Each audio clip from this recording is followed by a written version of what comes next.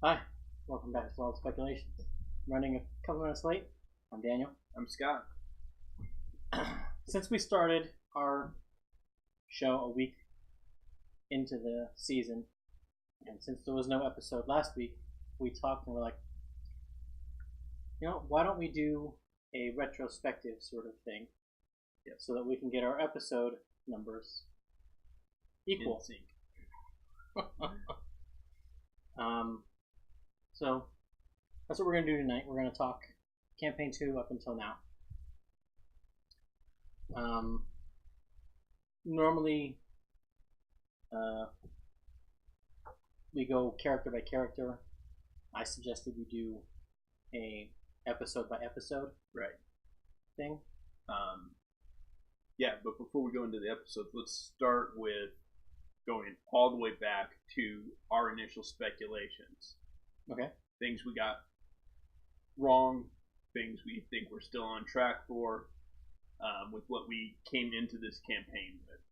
Okay. Because I know we were both wrong on at least half of who was who in the silhouettes. I think I had 2 wrong. As far as like what they were. Yeah. I think that's, well, no, I didn't guess Yasha. I didn't guess not. And we both thought that Laura was playing the monk. We both got that it was a human monk, but we both thought it was Laura. Yeah. I don't know. I was torn whether or not it was Laura or. Because we both thought that Yasha was Marisha, going for the barbarian. That's right. Yeah. So we were right on the classes. Yeah. Yeah, we got, as far as classes, I think we got most of them right. Yeah. I was wrong on Caleb's class and Molly's, because I wasn't expecting the Blood Hunter to show up. Yeah. Although, in retrospect, if any of them were going to be the Blood Hunter, it was going to be him. Yeah, definitely. We went in with our end game believing that it was going to be the Chained Oblivion. Still think that. Still think that. I think we have even more evidence than we started with. Yeah. Although the evidence we had from the last campaign and stuff, I think was pretty good. The story and the travels. Well, and yeah, that's yeah.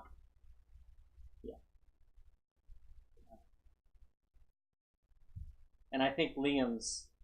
So, like, one of the things that's been interesting is how the one-shots have informed this campaign. Yeah. Because we had, in Travis's one-shot... Yeah, we saw Jester and Four, which, if we had put that together before the reveal, we would have known, oh, that's going to be them, and actually, I didn't even go back and think about that part in the one shot until the pregnancy announcement. Yeah. Well, a lot of people, yeah. But I think, and I mentioned this, I think in episode 1, which is Lost to Time, that I put Liam's Chained Oblivion cleric as evidence, and I think that still has weight. Yeah, I think it does too. Jane, right? Yeah, I think so. I just watched it last week. I think. Yeah, and today, in my running around, I kind of wish that I had watched at least. I thought about doing some clips, but I just didn't have time. I never have time to do that. But I wanted to rewatch. Well, I thought I should have rewatched the opening circus performance. Oh, yeah. Because that was a huge part of my speculating in that first episode. Yeah, but that was your faith theory. Yeah, That's true too. Which I think you've pretty much given up on. Yeah. Well, it's certainly not right because we basically, I mean, it was at that time we hadn't sort of cordoned it out, but I said the first arc that they would be the bad guys. Right. And we are basically through the first arc now. Yeah. Arguably. Yes. Because we basically separated it out into the tiers. Yeah. Tier 1, Tier 2, Tier 3, Tier 4. Yeah. As the arcs that the campaign is going to go on. So, yeah,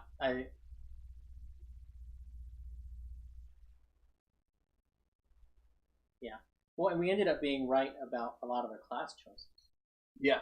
Yeah, the progression in the subclasses. Yeah. Molly choosing toughness was inspired. Yes. But yeah.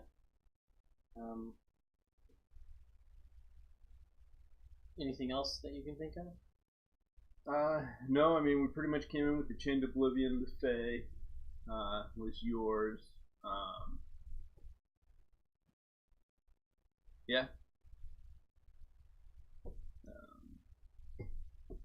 So moving into the first episode, Curious Beginnings. Yep. It's kind of the intro phase. Yep. Had all the 3 groups. It was interesting that they started out in the groups that they did. And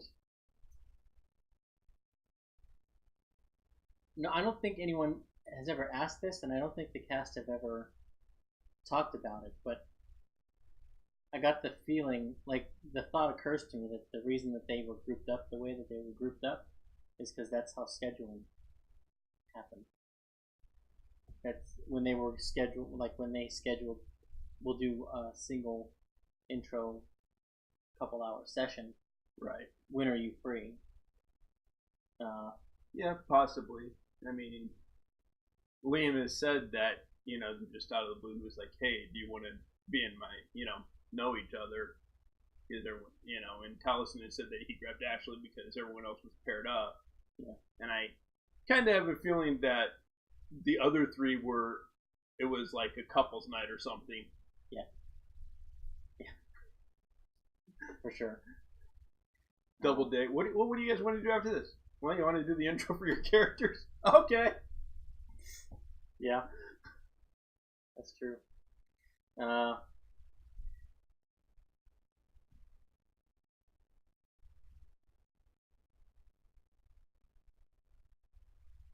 So we're playing. One of my players has just made a blood hunter, and it is a difficult class to RP the equipment and look up, I think. Okay. Whereas if you describe somebody in leather armor with a rapier, daggers, what have you, in a cloak, they're like, oh, that's a rogue. If you describe somebody as being in chainmail with a sword and shield, the next thing they ask is there a holy symbol? And if there's not, then it's a fighter. Right. If there is, it's paladin. I think with the blood hunter, each of the subclasses you would need to portray so different. Yeah. That's what I mean. That's why it's difficult. I mean, and there's some degree of that in the others, but not as wide a variety. Because the Order of the Liking could just look like a fighter. Yeah. So could the Order of the Ghost Hunter, fighter or cleric. Yeah. The Order of the Profane is probably going to look similar to an Eldritch Knight. Or a Hexblade Warlock. Or a Hexblade. And then the Order of the Mutant is going to look like the old alchemist from Pathfinder, but with heavier armor. Yeah. So. Yeah, it's just. I thought about that on Monday. I think part of it is this player, I don't think, has a lot of experience of the Blood Hunter, whether it be seeing it played, playing it, reading about it. I think that's part of it, but like, even like to me, it would be difficult to hang your hat on. Oh, that's and like if you're like a sorcerer and a wizard are going to look fairly similar. Right. There might be an armor difference, but the one thing the wizard's going to have that the sorcerer doesn't is the book. Yeah. So yeah, it's just one of the things that I think about because I obsess over equipment and and that kind of thing. So that's where my brain goes. And I think most of them did a decent job hiding what class they were. Yeah. In that first episode. It was the wizard Jester was fairly obvious. Or no, not Jester. Bo was fairly obvious. Oh yeah. Sorry. Yeah. Bo, Caleb, and Knot were the quintessential. Yes. Of their classes. Yes. Molly is not. Yeah, Molly took me back because he's not portrayed anything like I think a Blood Hunter looks like. Yeah. He's very little armor. He looks like a rogue. Yeah. But that just... and Taliesin plays him pretty close to a rogue. Yeah. But I think that's because of his background.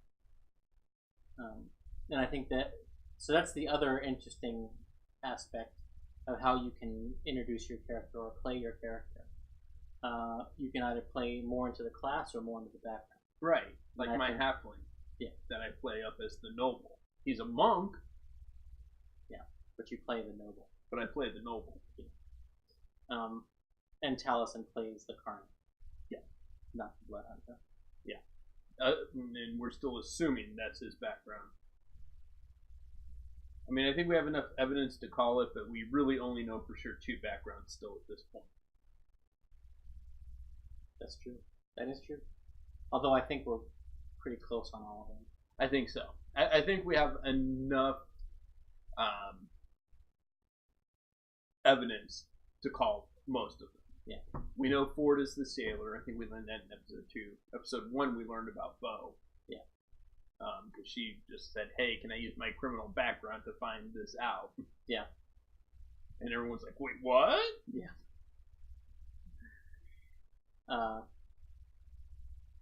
And Jester's hasn't been officially put out there either. No, but I'm 99% sure she's the folk hero. Yeah. Molly, 99% sure he's entertainer. Yeah. Yeah. For the Carney. Not 99% sure she's a guild artisan. Yeah. For the alchemy. Yasha is the one I'm not sure about. 100%. Urchin, possibly.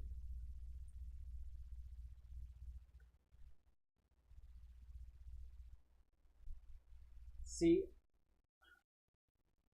and right now I'm having difficulty coming up with evidence about this, but like Outlander, Hermit, maybe.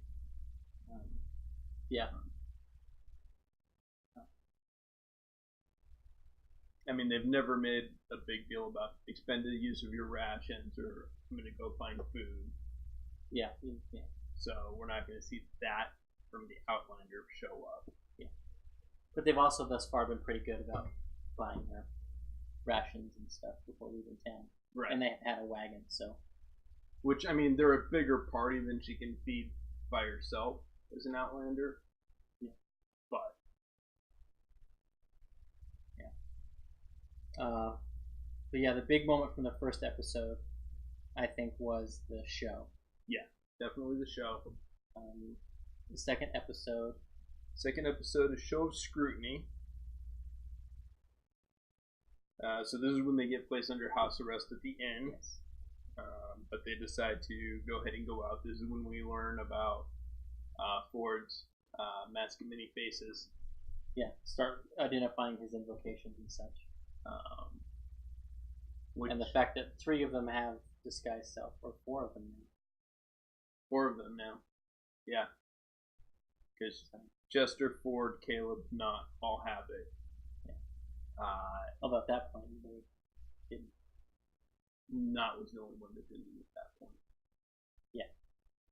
And Molly with the disguise kit, which just gave us more evidence for his entertainer. Yeah.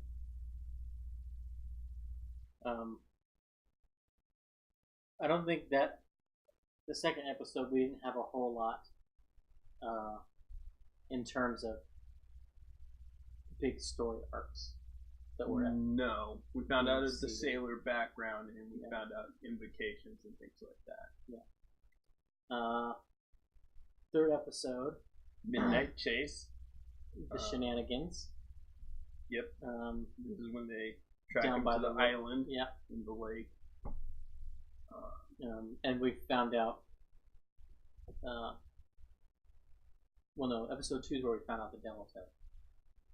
Yeah. Right? Yeah. That he was a fiend. What was that episode? No, that was episode 3. Okay. And the Jester, not private investigations. Yes. Not the best detective agency. Yeah. Which they just released a shirt for.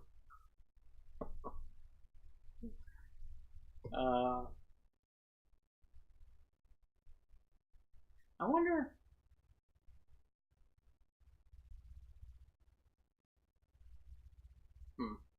The thought occurred to me. I wonder if Sam, unconsciously, or even consciously, might be channeling some Jessica Jones. Private Eye drinks a lot. Yeah, yeah. Doesn't want to get involved. Yeah. Yeah. First season Jessica Jones. Could be. And Defender. Yeah. With Defender, she was like, this is not my problem. But yeah.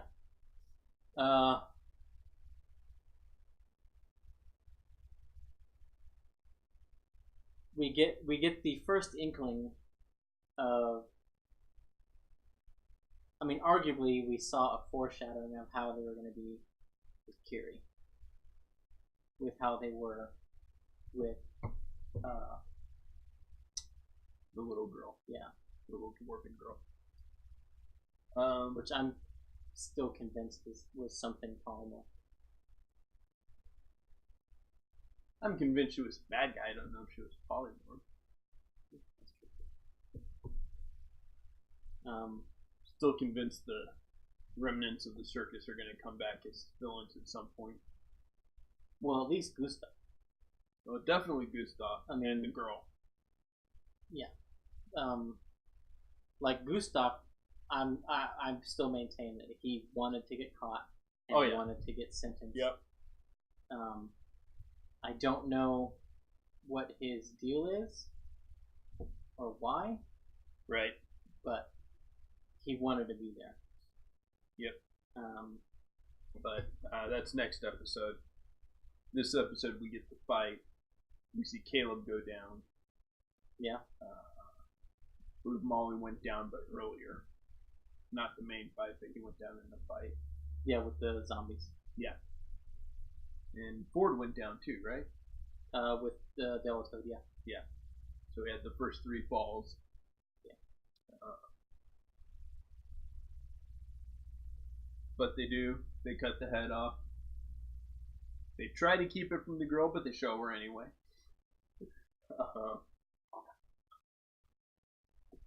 Yeah. Yeah, anything else from episode 3? Not that I can think of, no. Other than by that point, more and more evidence was piling against the Fae theory that I had. Yeah. Then we go to Disparate. Holy shit. Okay. What if she was the character that Caleb was playing in the one shot? Because the Ford and Jester appearance in Travis's one shot was in the future. She wasn't a dwarf, though. That's true.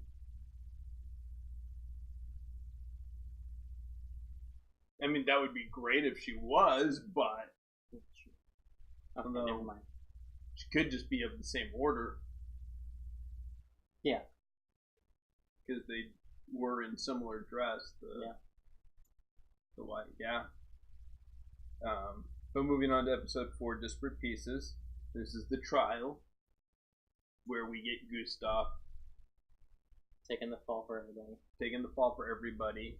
Because he wants to be there for some reason in trust. And that's also the episode where Bo steals the mail. Commits mail fraud, yes.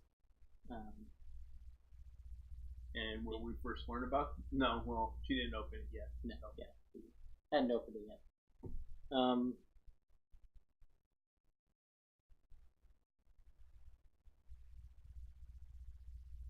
And this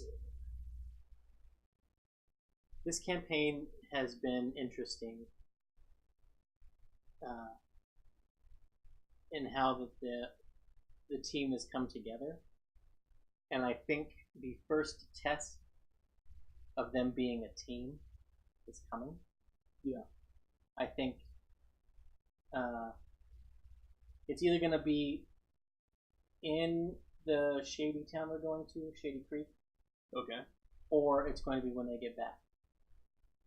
And they're getting the money from the gentleman. And they are dealing with the ramifications of the safe house and Shady Creek. Because I think something's going to come out in Shady Creek that's going to reveal what the gentleman has been up to. Yeah. Or at least I'm hoping. Because we need to find out. You know, I'm still not unconvinced that these guys weren't slavers for the gentleman. I think that's why they were excited that 2 of them were divine. That's why there was the whole chest full of... See, and I still think that they're mercenaries working for Grohan. Because I think the divine aspect is important for the reincarnation that they're trying to do. Okay. You know, and I think they were, let's, take these 3 and, these would be good specimens. I mean, divine. Hey, because we've got that thing going on too. Yeah, they're not, technically our theories are not mutually exclusive. No, they are not. But yeah.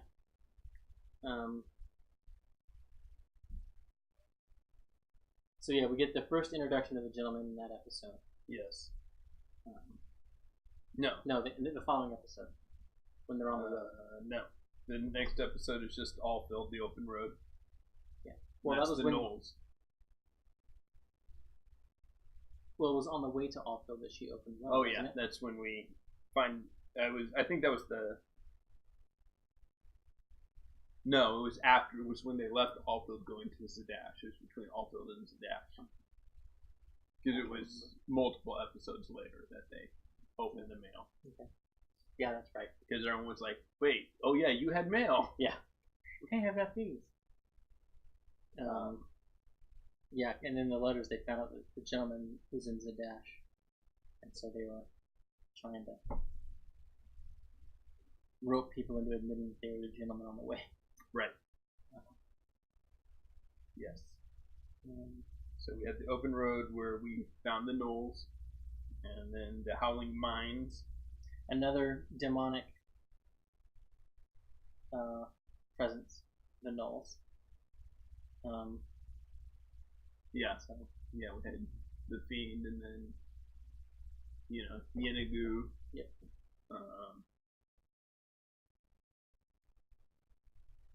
So after the Howling Mines, the Howling Mines is when they meet Shikasta. Yep. The first guest appearance. And he was a cleric of Stormlord. Yeah. Yeah, he was a Tempest cleric. Yeah. I don't know if it was the Stormlord himself, but he was a Tempest cleric. Yeah. So that will be interesting to see if that comes back at all. Yeah.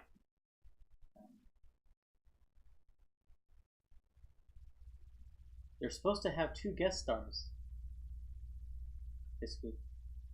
No, Matt. They've updated. They will have one this week and one the following week because they were waiting. Because he said one, maybe 2, because they were waiting on scheduling. Yeah. And so it is going to be Ashley Birch this week. Ashley was in a couple of the one-shots, including Sam's with the Chained Oblivion cleric. She played the Tabaxi clothesline. Yeah. And then a lady who, hang on a second, because I forget her name. I believe this is her first time playing. She's another voice actor. Oh.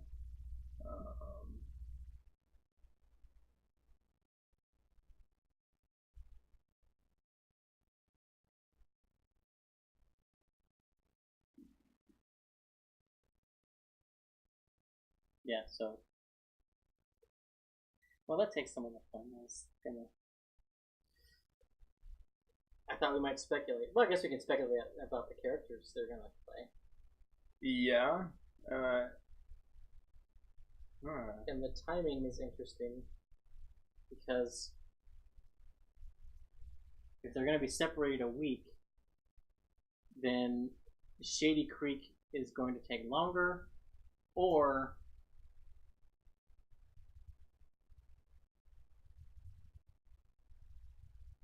I don't know.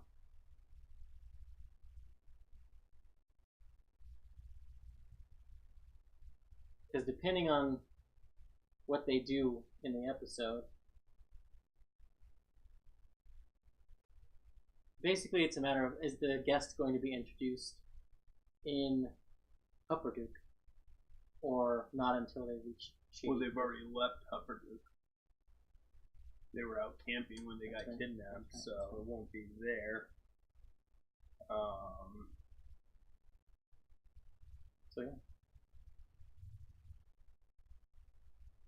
I'm not finding it, guys, in chat. If you know, put it in there. I'm sure someone will correct us at some point, at least on YouTube. Yeah. Well, by the time this goes up on YouTube, we'll probably know. Yeah.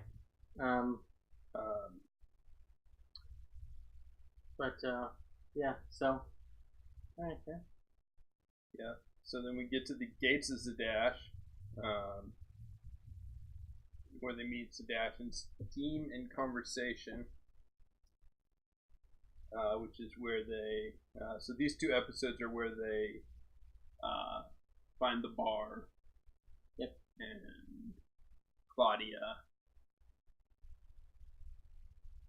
who I still have. Yeah. We have no reason to trust that she's not behind something.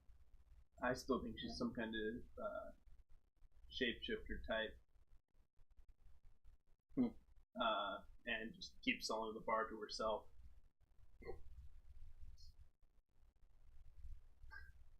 Yeah. Do you think? Well, yeah. I think the window on figuring out who that skeleton was has closed. Yeah. Yeah. I almost want to say it closed when they opened the scroll case in there, when Schmidt opened the scroll case. Yeah. Yeah.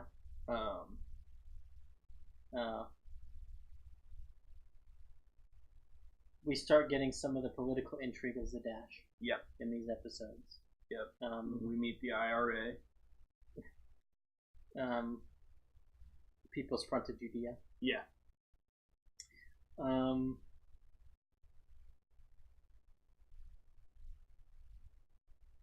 They make their plans.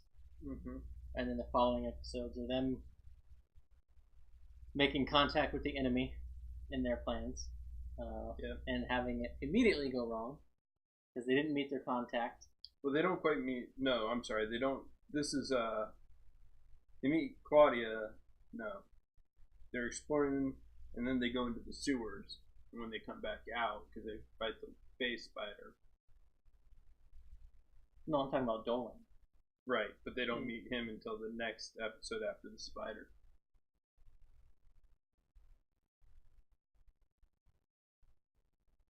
Oh no, they met them. They're just that's when they follow through. So before they start following through with their thing, they go fight the spider.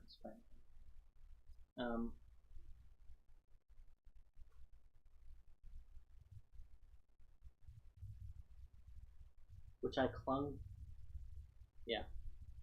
to that as a Faye connection. Yes, you did.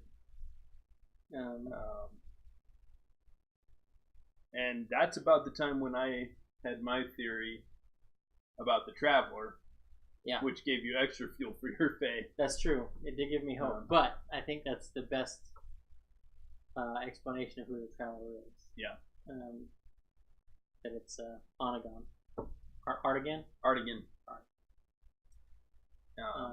And I stumbled upon it as Garmelli because the voices are so almost exact. Yeah. Very, very, I've not heard him do two NPCs that similar that I can remember,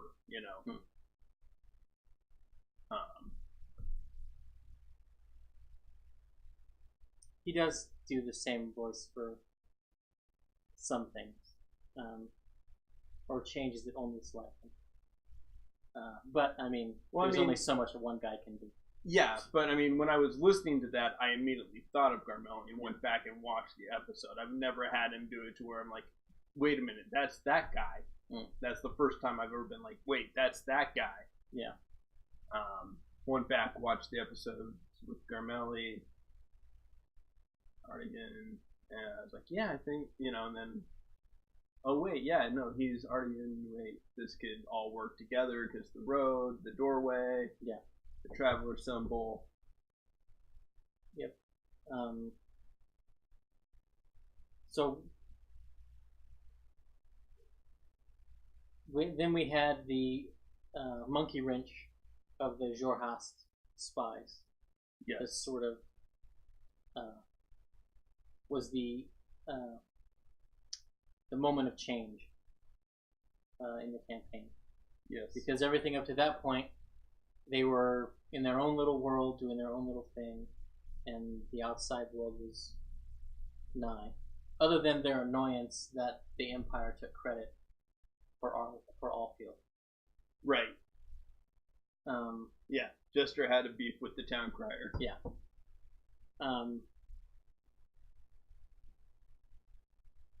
Which is something that in our game is something similar is going to be happening. But yeah, so we see more and more the rift between the players and the Empire, and them getting more and more and closer to being ready to go into the gentleman's service. Right. They finally get to the gentleman. Yep. And we get some of Molly's backstory. Yeah, a huge chunk of Molly's backstory. Yeah.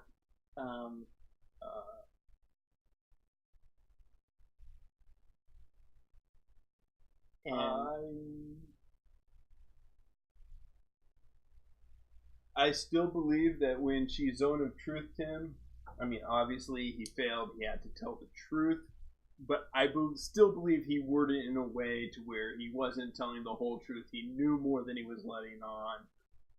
Every time they're like, you don't remember anything? Anything before that was an entirely different guy. It wasn't me. That doesn't mean he doesn't remember. Yeah.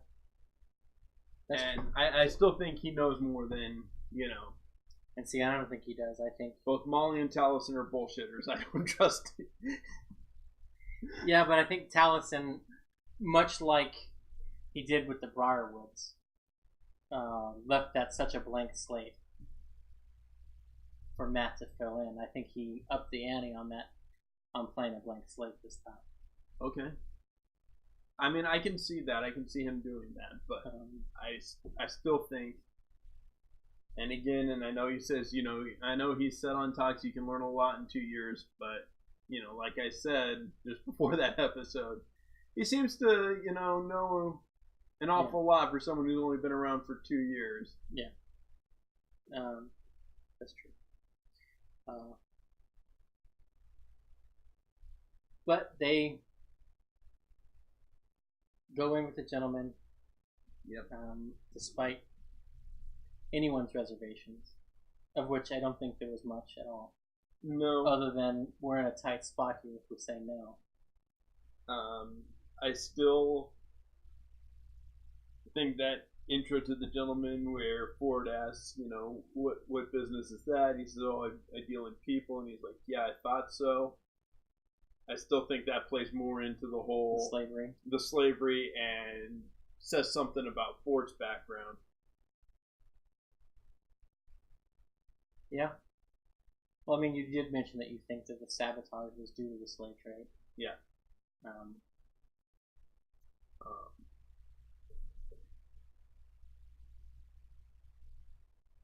Maybe it is, but maybe Percy is still on the hunt and trying to control his technology. And if they had something aboard that was explosive, that might be gunpowder, shot. You think Percy sank his ship? I think it's not outside the realm of possibility. I think it's not outside the realm of possibility. I think it's far outside the realm of probability. I don't know. We got a sailor that sailed on the same ship as Pike. Yeah, but he's already said he doesn't want to get it too mingled with the last campaign. That's true. I think a ship in common is one thing. One of your characters inadvertently caused the adventuring life of someone else's new character. Yeah, but if any of Vox Machina is gonna do the M. Bison thing, I know the day I burned your village, it was the most important day in your life, but for me, it was a Tuesday. It's gonna be Percy. Yeah, but we've also stated that, it's been stated that, when everything was said and done, he put down the guns and never picked them up again. Then he stayed in Whitestone, built clocks, never built another weapon. Yeah, but Taliesin has said that he thinks that Percy did everything he could to contain the technology. Yeah. If anything, I could see him having sent Whitestone people out to contain technology. Yeah, that's what I mean. Okay. I don't mean Percy was on the boat sinking it. That's beneath a 20th level character. But, his agents doing it. Maybe, but I'm still not sold. Just me.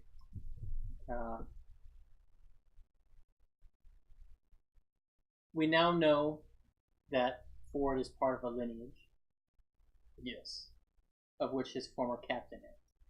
So if it's not the fun idea that it's Percy that did it, then it was because of guns. The other idea is it had to do with their patron. Okay. In my view of things. Either the patron was dissatisfied with the captain, or it was an enemy of the patrons. I can see that more so. I'm definitely more on board with that one.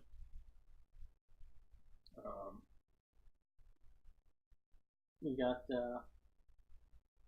we're out of episode order, but we're also running short on time. Yeah, we are. We have 15 minutes. So they start doing stuff for the gentleman. Every place they go for the gentleman, there's the shackles. Yep. I pointed this out. And usually at least one body. I know initially when I first brought it up, you were like, well, I don't think that was necessary, but I think at this point we can safely assume. Yeah. Although I did like the idea that those shackles were dimensional shackles.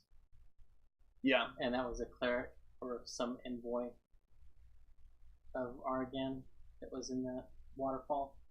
Yeah. But it's also possible. Well, it's possible that predates the gentleman's takeover, because we also don't know where he came from, how he rose to be at the top of the underworld in Zadash. That's true. And although I would have been happy at that time to write it off like that, but then we got to the swamp and there was more shackles in his safe house and the holy symbols. So at that point I was like, no, it's him. Yeah. Well, and you don't rise to be the top of a crime family without killing a lot of folks. Right.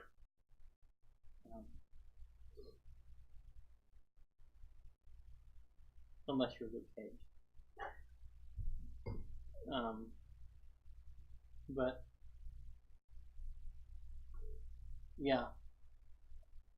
And it's in those episodes that I think Laura started to see what we saw, which is they might be working for the bad guy. Yep. They got offered the job with the Empire by somebody who seems by all appearances to be a good person trying to do a good thing. Right. And I think Matt straight up said that he's playing within the gray area of this campaign. Yeah. And also that events of the world are going to happen with or without their involvement. Right. And I think the Jorhaus declaring war is a direct result of their action. I don't know how long it's going to be before they find that out. But it will be interesting when they do. I think the Drow got shipped back as a warning, and that's what declared war. No, I think they were expected within a certain time frame. They didn't. And they didn't show up. Yeah. They tried contacting them magically, and it didn't take. Or they scribed them, because scrying is easier. Yeah. You found the dead body. Yeah. Declared war. Yeah. And or they heard reports of the dodecahedron floating up in the air and then dissolving. Yeah. Which they would know it's not going to do. Right. And we also haven't seen the results of that theft yet. Although they've done a good job in concealing it. Keeping it in the lead box. And then in the backpack. Yeah. So it's a matter of does the enchantment wizard get a hold of the team before a divination wizard finds it? Right.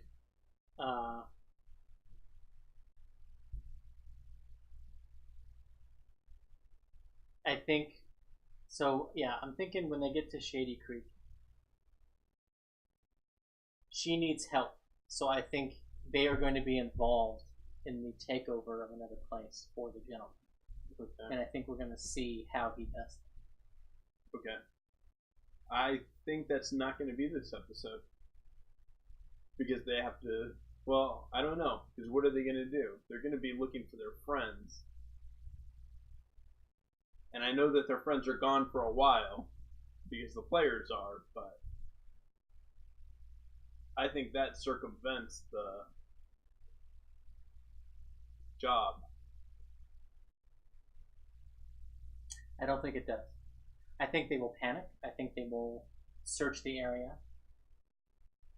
I think they will see that they were taken into the wagons, and they will be able to ascertain which direction the wagons went. And I have a feeling they went to Shady Creek. Okay. So that will entice the players to go to Shady Creek to continue with the job. Okay. With the gentleman. I think they will meet somebody associated with the woman there, Ashley, and that person is going to join the crew. And I think they're going to try to do the job. Now, we've yet to have a guest star be a bad guy. This is true. Could we see that out of either of these two guest stars? Where they betray the party? I gotta say, I'm kind of secretly hoping that's the case. It would be interesting. Because, I mean, karmically, they kind of deserve it. Yeah.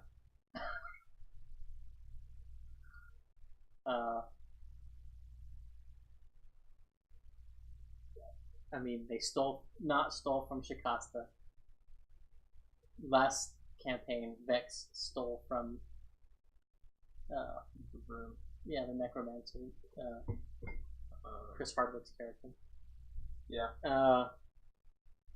So I think plus it's a whole lot of fun when a guest star does that on a show, because like any NPC that the GM tries to insert into the party, into the thing, players are automatically suspicious. Yeah, they're automatically going, that guy's gonna... Well, that's why it was such a shock when Archon stole Vecna's hand. Yes, exactly.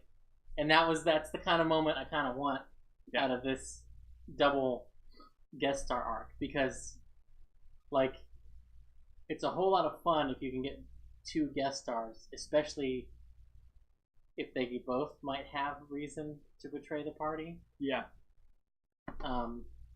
And I think that's the position that these characters are going to be in. I think if that's going to happen, my guess would be that it's going to be Ashley Birch's character that betrays them.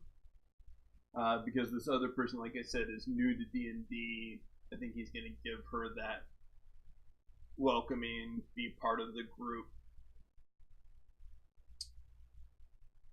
Okay, yeah, I can see that. But I think... Well, I guess it depends on the person's personality. Right, which I don't know. I really don't know much about her. So, because the other side of the coin is, it's your first time. You may or may not come back. If you make a character that betrays the party, you can just not return as that character, because maybe they kill the character in the betrayal. But it's also potentially a whole lot of fun to maybe come back and have that guest star come back with that reoccurring villain as their twin. Well, no, just have them come back as the same character, and just have them be because I think that creates a different dynamic at the table when you've got a player that is not necessarily have the best interest of the party, and having them return would be a lot of fun, and in some ways takes the onus off of Matt to create that kind of a character, and also makes that kind of a character somebody that Matt doesn't have control of. Yeah. So it makes a villain that even the DM doesn't know what they're going to do. Yeah. And I think Matt might relish that improvisation opportunity. Yes. Her name is Sumari Montana. She's been in Scandal. She was the voice in Transformers and Destiny 2, according to her Twitter bio. So, but she is the one who will be playing on the week after. Okay. So, And she was the one they had to get the scheduling right for. So, but yeah, got about 5 minutes. Mm-hmm. Kind of talked about a lot. Kind of gave a brief overview of the campaign thus far.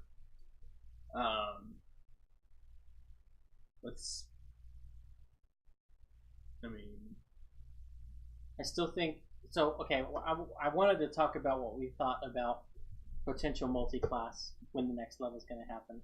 Right. And I think it's going to happen when they get back to Zadash. Okay. I don't think it'll happen at Shady Creek. But we're nearing the episode threshold where that milestone. Yeah. And narratively, that milestone is going to happen. Because when they get back to Zadash, they will have seen some of the ramifications of their decisions. Right.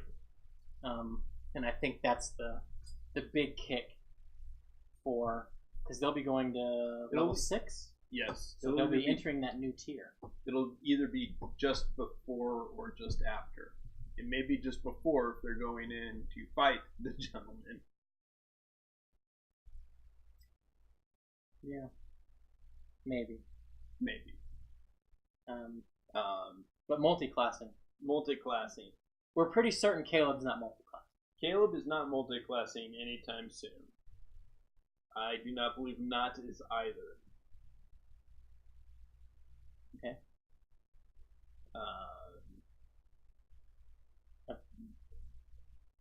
The only argument I would have against that would be that she just goes wizard. That she starts picking up wizard knowledge. She could. And becomes an illusionist to make her arcane trickster stuff better. Okay. But I don't think that's probably like a 10% chance. Yeah. Ford, I think, will stay Warlock. I know we had talked about him multi-classing into Wizard, but just from how he's talked about it on Talks, I don't think he's ready for that step yet. I think if we see that, it'll be later. If we see a multi-class this soon, it will be into a fighter type. Yeah. Although, I don't see him multi-classing until after 8th level. Yeah. Because I think he's going to go for another feat. Yeah. At 8th level.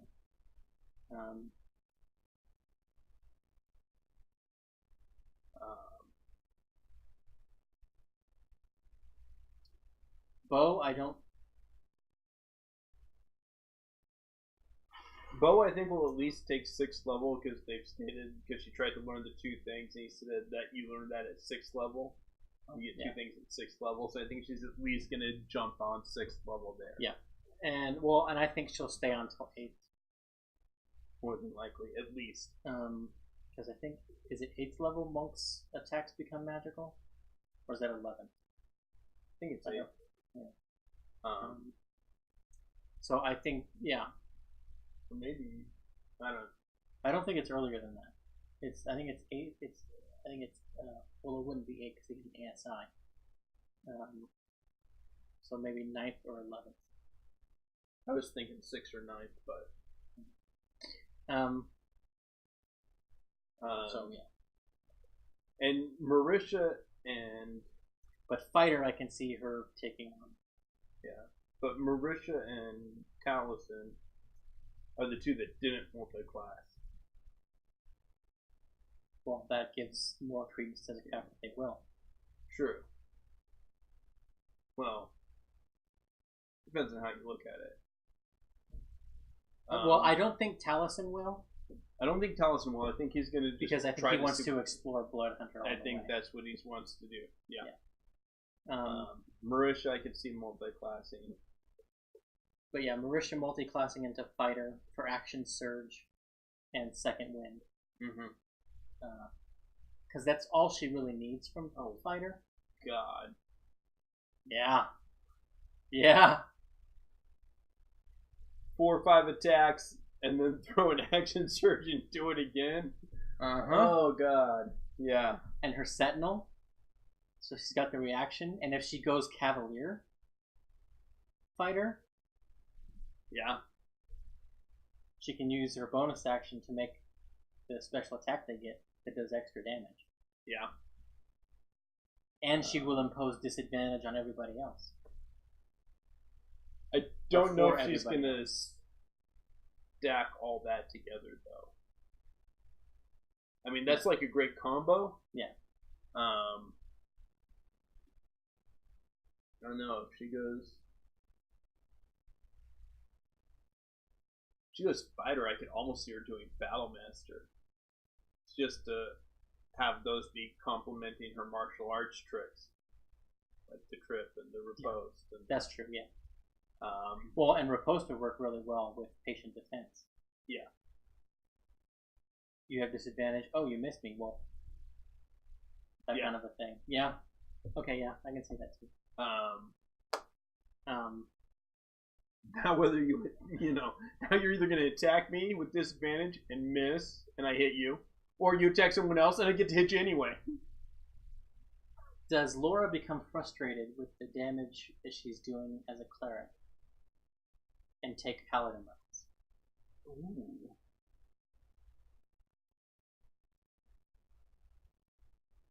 I can see that. I can too. Just because she really wants to be not using a hand axe. She wants to be using a longsword or a warhammer. Plus, if she goes paladin, she'll have lay on hands, which will be healing that she doesn't have to use her spell slots for. Mm-hmm. Yeah. Do you think she'll do it this early, or do you think she's going to wait till after 8th and get that healer feat? I think she waits till after 8th. She probably waits till after 10th. Because she didn't multi-class Vex. So Vex and Vexen 12. Yeah, I was gonna say it was 12 or 13 before they multi-class. Yeah. But yeah, I think she'll either do it 9th or 13th. Yeah. She'll hit that even feet number, ASI number, and move forward. Yeah. Because it also will give her the chance if her stats aren't there. But I think her charisma's good enough. I think charisma's 14. Yeah, something like that. Option for Ford. Okay. If he wants to multi-class and have more spells without doing the whole wizard thing. Sorcerer. No. Why? Because he specifically said, I looked at the sword. Oh, I thought about sorcerer. I looked at it, and it was like I had no clue what anything was. Sorcerer points and yeah. No. That's fair. Does Ford take on fighter? Again for the action surge, second win, and fighting style. Because he could take the dueling fighting style to get more damage. So that could be a thing. He could go fighter or go Eldritch Knight to pick up more spells. Yeah. So I don't know that his intelligence is good enough. I think it's like a 12. Well, you don't need intelligence to do that. It just means he'll probably take shield and spells that don't require save or attack roll. Okay. And being a warlock fighter, where you're his intelligence is 14, so he could do it. Yeah. And Jester's charisma is only 12. Okay, so she would have to take that ASI at 12 for the charisma boost. Or at 8 and not do the feat. Yeah. But I think she wants the healer feat. I think she wants it if she remembers it. What is it? Every 5 or 6... we're over. Yeah, we're over. Alright, guys. Thanks for hanging out. We'll see you later. Our episode count will be even now. Bye.